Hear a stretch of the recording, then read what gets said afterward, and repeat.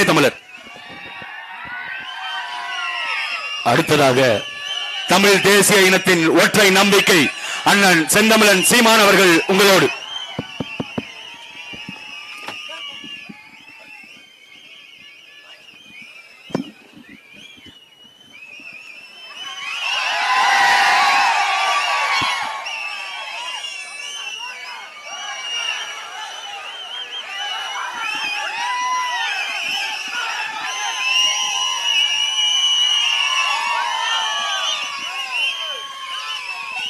எங்களின் உயிரோடும் உணர்வோடும் கலந்து வாழுகின்ற அன்பு சொந்தங்கள் அனைவருக்கும் வணக்கம்.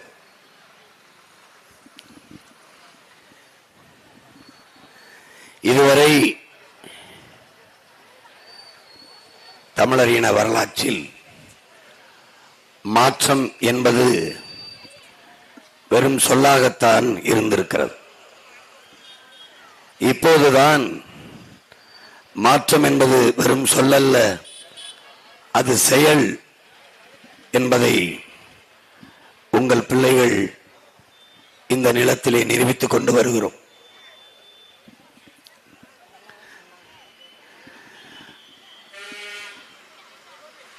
அரசியல் என்பது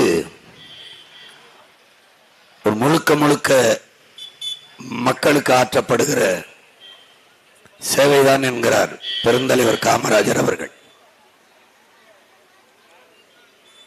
அரசியல் என்பது மக்களின் மீது அதிகாரத்தை செலுத்துகிற விவகாரம் அல்ல, அது மக்களுக்கு ஆற்றப்படுகிற தொண்டு என்கிறார் எங்கள் உயிர் தலைவர் மேதகு பிரபாகரன் அவர்கள்.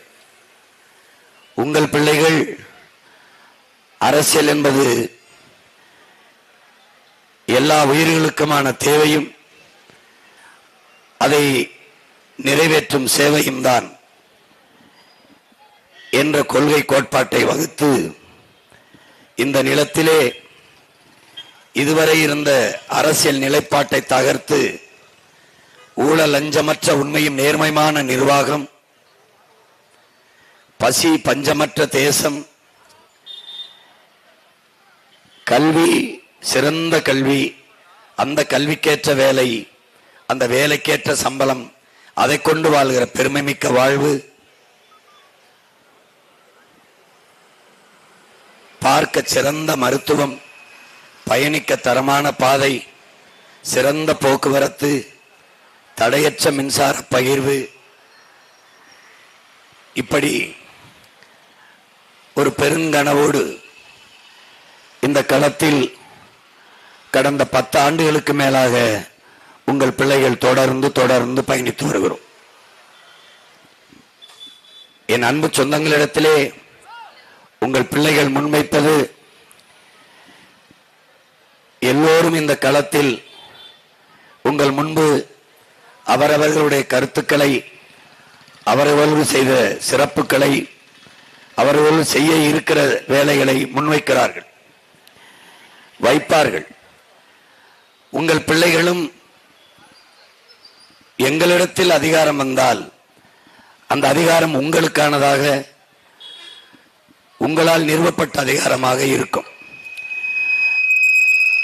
நாங்கள் ஆட்சி அதிகாரத்திற்கு வரும்போது எப்படிப்பட்ட ஆட்சியை இந்த நிலத்தில் நிறுவுவோம் என்பதை நாங்கள் எடுத்து வைக்கிற கருத்துக்களையும் கேளுங்கள், அவர்கள் முன்வைக்கிற கருத்துக்களையும் கேளுங்கள்.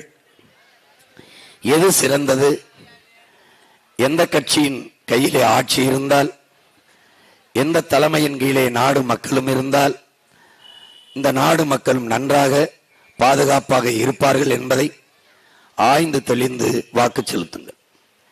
ஏற்கனவே இருந்தவர்களின் ஆட்சியில் வாழ்ந்து விட்டீர்கள், அவர்கள் செய்தது என்ன என்று பாருங்கள். இந்த நாடு அரை அங்குலமாக வளர்ந்திருக்கிறது, உயர்ந்திருக்கிறது. இந்த நாடு மக்களும் எதிர்கொண்ட பிரச்சனைகள் எதுவாவது ஒன்று தீர்ந்திருக்கிறது என்று அவர்களால் சொல்ல முடிகிறதா, அல்லது உங்களால் தான் சொல்ல முடிகிறதா என்று என் அன்பு சொந்தங்கள் எண்ணி பார்க்க வேண்டும். பிரச்சனைகள் கூடிக்கொண்டேதான் போகிறது, வறுமையும் ஏழ்மையும் வளர்ந்து கொண்டுதான் போகிறது, நாட்டின் கடன் வளர்ச்சி அடைந்து கொண்டே போகிறது. ஆனால் எந்த எந்த நலத்திட்டமும் எந்த ஒரு அடிப்படை தேவையும் நிறைவேற்றப்பட்டதாக இந்த நிலத்தில் இல்லை. இந்த இரண்டு கட்சிகளும் மாறி மாறி ஆண்டதில் ஒருவர் குறை சொல்லக்கூட தகுதியற்ற கட்சிகளாக மாறி நிற்கிறார்கள்.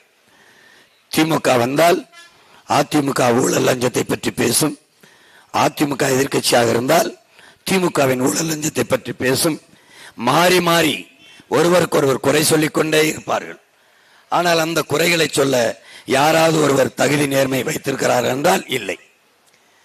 இவர்கள் வந்தாலும் சாராயம் வியாபாரம் செய்வார்கள், அவர்கள் வந்தாலும் சாராய வியாபாரம் செய்து சாகடிப்பார்கள். நம்ம அக்கா தங்கச்சி ஆத்தா பெரிய தாத்தாலியே இருப்பார்கள். இவர்கள் வந்தாலும் ஊழல் லஞ்சம் இருக்கும், அவர்கள் வந்தாலும் ஊழல் லஞ்சம் இருக்கும். இவர்கள் வந்தாலும் வளத்தை கொள்ளையடிப்பார்கள், அவர்கள் வந்தாலும் மலையை மணலை வளத்தை கொள்ளையடிப்பார்கள். எந்த மாறுதலும் இருக்காது.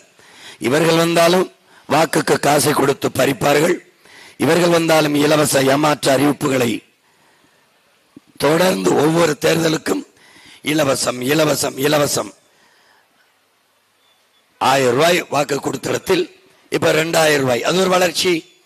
மகளிருக்கு 1000 ரூபாய், இந்த தேர்தலை சந்திக்கும் போது 2000 தருகிறோம், இது வளர்ச்சி.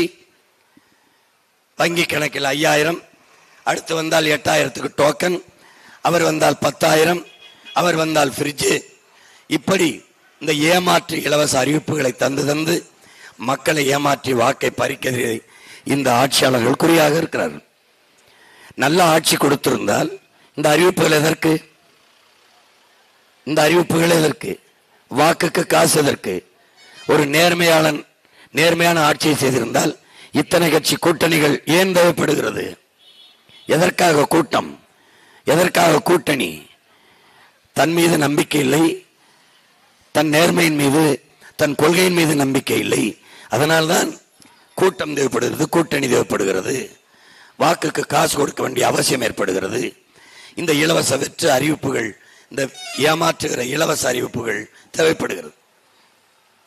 இதில் என் அன்பு சொந்தங்கள் கவனிக்கணும். இலவசம் தரமாட்டோம் என்று சொல்லி இந்த நிலத்தில் இருக்கிற ஒரே அரசியல் இயக்கம் நாம் தமிழர் கட்சி மட்டும்தான். இலவசம் தந்து என் மக்களை ஏமாற்ற நாங்கள் தயாராக இல்லை. இலவசம் பெற வேண்டிய ஏழ்மை வறுமை நிலையில் என் மக்களின் வாழ்க்கை இல்லாமல் அவர்களுக்கு வாழ்க்கை தரத்தை உயர்த்துவோம் என்று சொல்லுகிற பிள்ளைகள் உங்கள் பிள்ளைகள் மட்டும்தான். கட்டணமில்லாது நாங்கள் கொடுக்க இருப்பது சிறந்த கல்வியை, சிறந்த மருத்துவத்தை, தூய குடிநீரை. இவை மூன்றும் தான் கட்டணமில்லாமல் என் நாட்டு குடிகளுக்கு நாங்கள் தருவோம். மற்றபடி மின்சாரத்தை தடையின்றி தருவோம், எரிகாற்றை சிலிண்டரை தட்டுப்பாடின்றி தருவோம், பயணிக்க நல்ல பாதை தருவோம், சிறந்த போக்குவரத்து தருவோம். நீங்கள் ஓசி பஸ் தர வந்த பிள்ளைகள் இல்ல, ஏசி பஸ் தருகிறோம். நீங்கள் கட்டணம் கொடுத்து உரிய கட்டணத்தை கொடுத்து பயணியுங்கள். நாடு, ஒரு நாட்டு நிர்வாகம் என்பது எது ஒன்றும் இலவசமாக இருக்கக்கூடாது. அறிவில் சிறந்த பெருமக்களே, என் அன்பு சொந்தங்களே, வேலை, உழைப்பு, வருவாய், வாழ்க்கை, இதுதான் உலகமெங்கும் இருக்கிற கட்டமைப்பு. இதை வேலை இல்லாது, உழைப்பு இல்லாது, வருவாய் இல்லாது அதை அந்த இடத்துல இலவசம் இலவசம் என்று கொடுத்து மக்களை உழைப்பிலிருந்து வெளியேற்றி வாழ்க்கையை சீரழிப்பது இப்போது இருக்கிற ஆட்சி முறை. வெனிசுலா சிதைந்து அழிந்ததற்கு காரணம் இதுதான். இருங்கள், எண்ணெய் இலவசம், பெட்ரோல் இலவசம், பணம் இலவசம், இப்படி கொடுத்து கொடுத்து கொடுத்து மக்களின் நெஞ்சுக்குள் நஞ்சை விதைத்து உழைக்கிற திறனற்று போய் உழைப்பதை இழிவு என்று ஆக்கி கடைசியாக இழக்கிற இலவசத்தில் இழக்கிற பணத்தை எங்கிருந்து ஈட்டுவது, எங்கிருந்து ஈடுகட்டுவது தெரியாமல் அந்த நாடு சிதைந்து அழிந்து போனது. அப்ப முதலில் வேலை, அதற்கு அதிலே உழைப்பு, அதற்கேற்ற வருவாய், வாழ்க்கை, அப்படிதான் ஒரு நாட்டை கட்டமைக்கணும். அதுதான் ஆக சிறந்த தலைவனின் கடமை. அப்ப அப்படி இல்லை, இங்க அப்படி இல்லை. சும்மா உட்காரு சம்பளம் தார் என்றால் எவ்வளவு நாளைக்கு கொடுப்ப? ஏற்கனவே நம்ம நாட்டில் 10 லட்சம் கோடி, தமிழ்நாட்டுக்கு, இந்தியாவுக்கு 196 லட்சம் கோடி. ஒவ்வொரு மாநிலமும் பெற்ற கடனை மொத்தமாக கூட்டினால் 400-450 லட்சம் கோடி கடன் இருக்கு. அப்ப இந்த கடனுக்கான வட்டியை எங்கிருந்து எடுப்பார்கள்? நம்மிடம்தான் வரியாக எடுப்பார்கள். சரி, இந்த கடனை பெற்று நிறைவேற்றிய ஏதாவது ஒரு நலத்திட்டம் உண்டா? இல்லை, இல்லை. தவிச்ச வாய்க்கு தண்ணி கூட தர முடியாது. அதை காசு கொடுத்தான் கடையில் வாங்கி குடிக்க முடியும். தடையற்ற மின்சாரம் இன்னும் தந்தவாடு இல்லை. இன்னும் மின் உற்பத்தியில் கூட இந்த நாடு தன்னிறைவு அடையவில்லை. பிற மாநிலங்களில் தனியார் முதலாளியிடம் வாங்கித்தான் நமக்கு மின்சாரத்தை தருகிறது. படிக்க தரமான கல்வி இல்லை. அப்படியே படித்து வந்தாலும் வேலை இல்லை. தமிழ்நாடு தேர்வாணையத்தில் வேலைக்காக தேர்வு எழுதிவிட்டு 70 லட்சம் இளைஞர்கள் காத்திருக்கிறார்கள். வேலை கொடுக்க முடியவில்லை. 3500 வேலை வாய்ப்பு, 50 லட்சம் இளைஞர்கள் வேலைக்கு தேர்வு எழுதுகிறார்கள். அவ்வளவு வேலையின் தேவை இருக்கிறது, வாய்ப்பு குறைவாக இருக்கிறது. அதை பெருக்க, அந்த வேலை வாய்ப்பை கூட்ட, அவர்களுக்கு வேலையை கொடுக்க, அதற்கேற்ற சம்பளம் கொடுக்க, அதை கொண்டு வாழ்கிற மதிப்புமிக்க பெருமை மிக்க வாழ்வை கொடுக்க இவர்களிடத்தில் எந்த திட்டமும் இல்லை.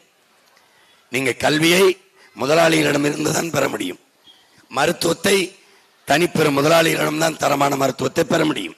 தண்ணீரை தனிப்பெரும் முதலாளிகள் அப்போலோ, கின்லே, மினரல் இந்த மாதிரி, அப்புறம் உள்ளூர்ல கண்ட பேர்ல அவர்கள்ட்ட தான் போத்தலில் அடைச்சு குடுவில் அடைத்து விற்பார்கள். தனியாற்ற தான் வாங்க முடியும்.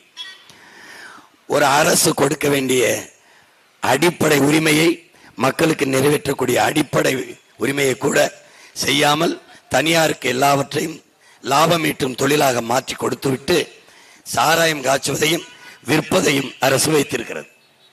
இது இந்த மாதிரி உலகத்தில் எந்த நாட்டிலாவது ஆட்சி நடந்திருக்கா என்று நீங்கள் பாருங்கள். இந்த நிலையை மாற்ற வேண்டும் என்று உங்கள் பிள்ளைகள் துடிக்கிறோம், தவிக்கிறோம், தொடர்ந்து போராடுகிறோம். மற்றவர்களுக்கு போராட்டம் எப்போதாவது வாழ்க்கையில், தமிழின மக்களுக்கு வாழ்க்கையே போராட்டமாக.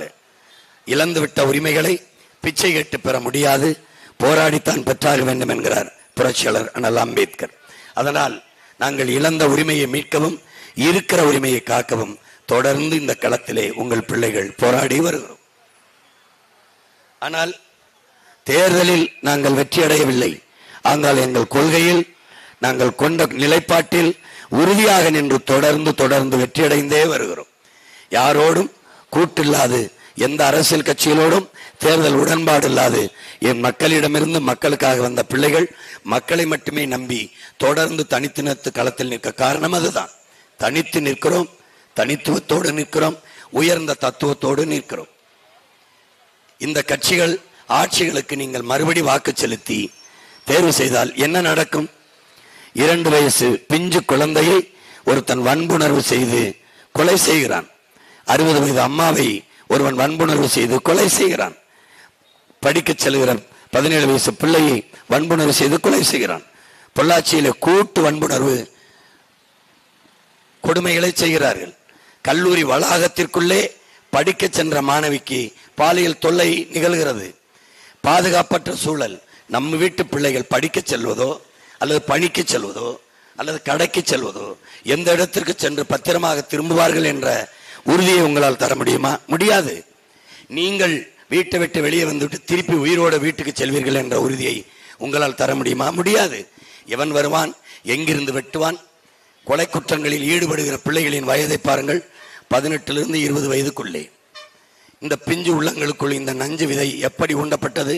அவ்வளவும் போதை, மயக்கம், மனநிலை தடுமாறிய ஒரு வெறி.